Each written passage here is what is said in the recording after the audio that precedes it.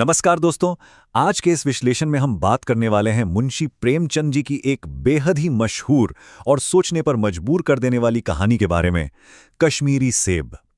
बाहर से एकदम लाल, चमकदार और आकर्षक दिखने वाले ये सेब, लेकिन अंदर से ये समाज की एक बहुत ही गहरी और कड़वी सच्चाई को उजागर करते हैं। तो चलिए बिना किसी देरी के इस शानदार कहानी के परतों को खोलते हैं। ईमानदारी व्यापार नहीं, चरित्र की पहचान है। मुंशी प्रेमचंद जी की कही हुई ये बात सिर्फ एक लाइन नहीं है, बल्कि ये हमारे आज के इस पूरे विश्लेषण की असली नींव है। ये कहानी सिर्फ बाजार से कुछ फल खरीद लाने का कोई आम सा किस्सा नहीं है। ये इंसानी फितरत और हमारे समाज में लगातार गायब होते हुए भरोसे पर एक बहुत बड़ा सवाल खड़ा करती है। इस पूरी घटना को सही से समझने के लिए हमें उस दौर के बाजार की रौनक को महसूस करना होगा। जरा कल्पना कीजिए पुराने भारत के एक चहल पहल भरे बाजार की।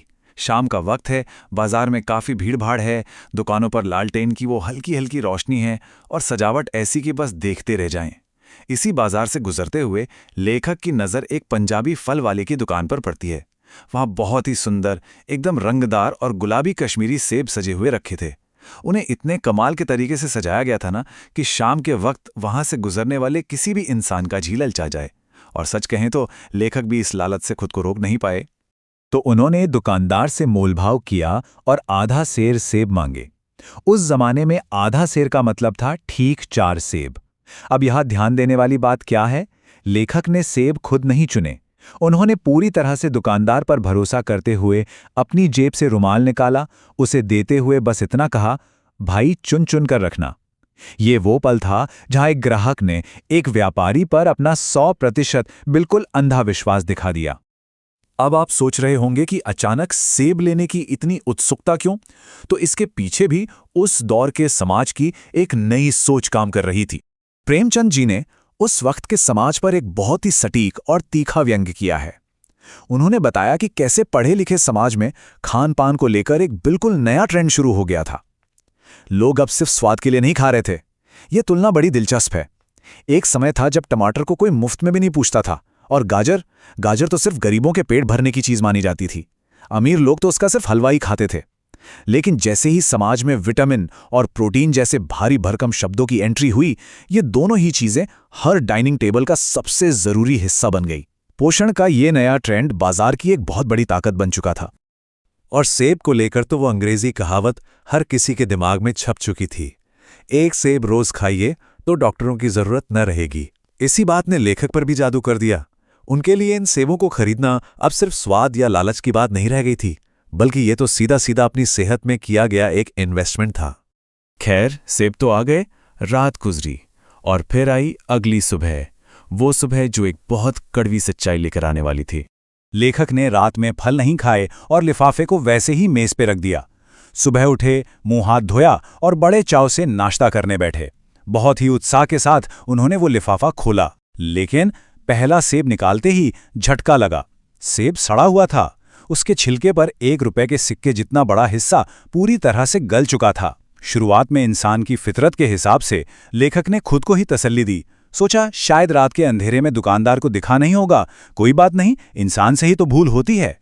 लेकिन ये तसल्ली तब टूटने लगी जब उन्होंने दूसरा सेब निकाला। दूसरा सेब भी आधा सड़ा हुआ था, और वो जो मासूमियत थी, वो जो इंसानियत पर भरोसा था ना, वो डगमगाने लगा।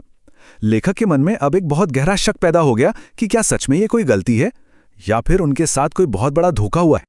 और इस शक को 100% यकीन में बदल दिया तीसरे सेब ने। जब तीसरा सेब बाहर आया तो वो सड़ा हुआ तो नहीं था, लेकिन एक तरफ से दबकर बिल्कुल पिचक गया था। अब सब कुछ शीशे की तरह साफ था। लगातार 3 सेबों का खराब निकलना ये इस बात का सीधा सबूत था कि ये कोई अनजाने में हुई भूल बिल्कुल नहीं थी। अब बची थी आखिरी उम्मीद, चौथा सेब। बाहर से देखने पर ये एकदम बेदाग, बिल्कुल परफेक्ट लग रहा था, लेकिन जैसे ही ध्यान से देखा उसमें एक काला सा सुराख था, और जब उसे काटा गया तो अंदर से वो पूरी तरह कीड़ों से भरा हुआ था। ये चौथा सेब एक बहुत बड़े भ्रम की तरह था। बाहर से एकदम शानदार और अंदर से पूरी तरह खोखला और सड़ा हुआ। 4 सेब लिए थे जनाब, और चारों के चारों कूड़े में जाने लायक।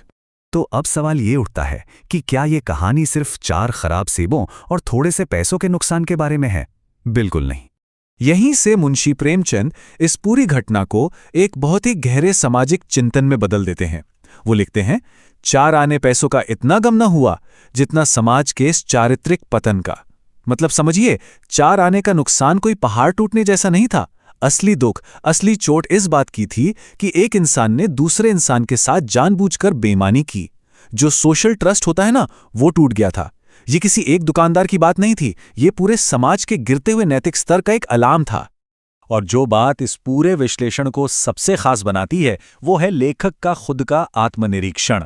उन्होंने सिर्फ फल वाले को दोष नहीं दिया, उन्होंने माना कि इस धोखे में उनका अपना भी पूरा सहयोग था।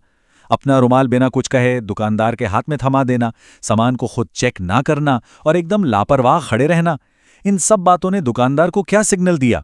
यही कि ये ग्राहक अपनी आंखें बंद करके खड़ा है। सच तो यह है कि इसी अंधे विश्वास ने उस दुकानदार को धोखा देने की हिम्मत दी। इस कड़वे अनुभव ने लेखक को अतीत की एक पुरानी याद दिला दी। एक ऐसा दौर जब ईमानदारी के मायने कुछ और ही हुआ करते थे। जरा इस अंतर को समझिए। एक तरफ आज का दिन है जहां बिना जांचे सेब लेने पर एक फल वाले ने 4 सड़े हुए सेब पकड़ा दिए, और दूसरी तरफ है वो पुरानी याद। मुहर्रम के मेले में लेखक ने खोमचे वाले से 1 पैसे की रेवड़ियां ली, लेकिन गलती से उसे 1 अठन्नी दे आए। जब घर आकर उन्हें अपनी भूल का एहसास हुआ तो वो वापस भागे।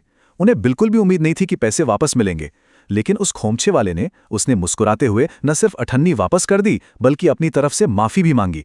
ये थी उस दौर की ईमानदारी जो आज इन चमकते कश्मीरी सेबों के बाजार में कहीं गुम सी हो गई है। और इसी तुलना से एक बहुत ही गहरी साइकोलॉजिकल बात निकलकर सामने आती है। आदमी बेईमानी तभी करता है जब उसे अवसर मिलता है। ये इस पूरी चर्चा की सबसे बड़ी और अहम सीख है, चाहे वो हमारी लापरवाही से हो या हमारे हद से ज्यादा भोलेपन से। जब हम किसी को बिना जांचे परखे मौका देते हैं तो हम अनजाने में ही उसे बेईमानी करने में मदद कर रहे होते हैं। हमारी जागरूकता ही वो इकलौता टूल है जो इस भ्रष्टाचार को रोक सकता है। तो अंत में प्रेमचंद जी की ये क्लासिक कहानी हमारे लिए एक बहुत बड़ा सवाल छोड़ जाती है। क्या आज की इस तेज तर्रार दुनिया में, जिंदगी के इस चकाचौंध भरे बाजार में, कहीं हम भी तो अपनी आंखें पूरी तरह बंद करके नहीं चल रहे हैं? क्या बाहरी चमक दमक के धोखे में आकर हम अंदर की असलियत को परखना भूल गए हैं? इस बारे में जरूर सोचिएगा, क्योंकि अगर हम अलर्ट नहीं रहे ना, तो हमें भी जिंदगी में ऐसे ही सड़े हुए कश्मीरी सेब मिलते रहेंगे। इस गहरे विश्लेषण में हमारे साथ जुड़ने के लिए आपका बहुत बहुत धन्यवाद।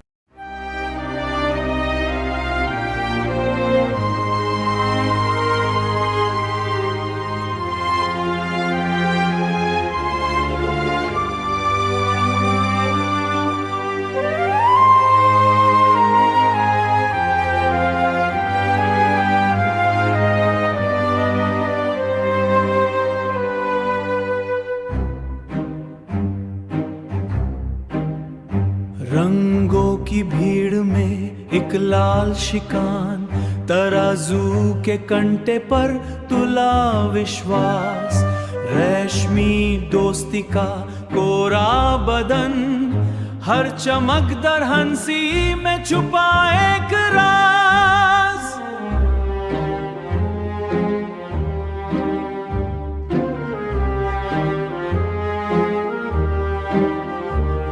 दुकान की ढूल में सच्चाई बेच दी, हमने भी सस्ते में अपनी रूह खरीद ली।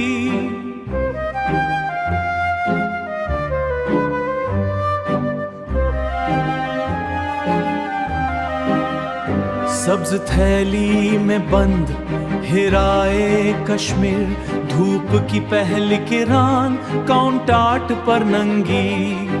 एक ही वार टूटी मेरी तकदीर, भीतर की गली बाहर की सुरंगी।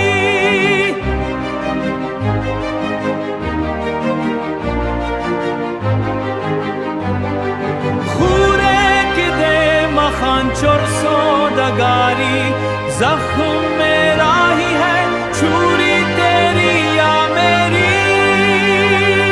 समाज एक दुकान है जहां सब बिकता है, आंखों पर पट्टी और दिल का मेला।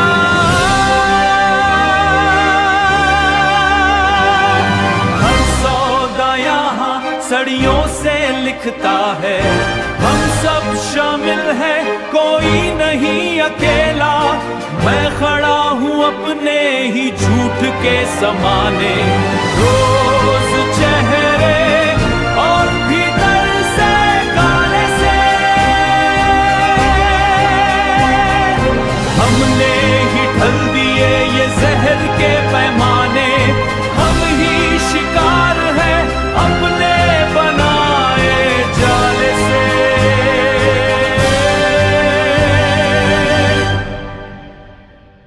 सच्चाई का वजन